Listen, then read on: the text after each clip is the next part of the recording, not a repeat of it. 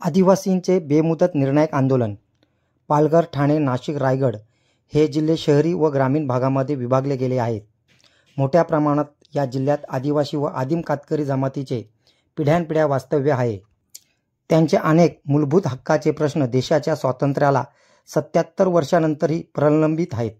त्यांच्या रोजगार, पिण्याचे पाणी, गावठाण, घराखालील जागा, जातीचा दाखला, रेशनिंग, शिक्षण, आरोग्य तसेच अनुसूचित जमाती व अन्य पारंपरिक वन हक्काची मान्यता अधिनियम 2006, नियम 2008, सुधारित नियम 2012 या कायद्याची प्रभावी अंमलबजावणी न झाल्याने वन हक्काचे दावे प्रलंबित असून अपिलावर अजूनही निर्णय झालेला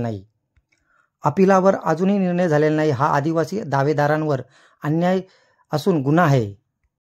तसेच दिनांक 2 फेब्रुवारी 2024 रोजी या कायद्यातील कलम 3(2) प्रमाणे गावठाण निर्माण करण्याबाबत शासन निर्णय झाला आहे, परंतु याची अंमलबजावणी होत नाही. तसेच जलजीवन मिशनचे कामे अजूनही प्रलंबित असून अजूनही गावपाड्या वस्तीमध्ये हर घर जल से नल पाणी मिळाले नाही.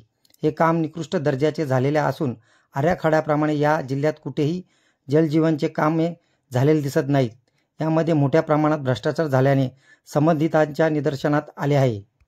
तरी आज दिनांक 20 सप्टेंबर रोजी अनेक अशा मागण्या तुर्तास होईपर्यंत पालघर, नाशिकमध्ये जिल्हा परिषद कार्यालय, तर रायगड जिल्ह्यातील पनवेल तालुका पंचायत समिती कार्यालयावर आणि ठाणे जिल्हा अधिकारी कार्यालयावर तसेच 23 सप्टेंबर 2024 पासून पालघर, ठाणे, नाशिक व रायगड जिल्ह्यातील सर्व पंचायत समिती कार्यालयात ठिय्या मांडून बसणार आहेत व दिनांक 25 सप्टेंबर 2024 पासून ठाणे येथून पालघर, ठाणे, रायगड, नाशिक या जिल्ह्यातील हजारो आदिवासी पायी मंत्रालयाकडे धडक देऊन संविधानाच्या अमृत महोत्सवी वर्षी आपला अधिकार मिळवण्याकरता अनेक वर्षाच्या प्रतीक्षेनंतर आदिवासी अशा पद्धतीने मुक्कामी आंदोलन करणार आहेत.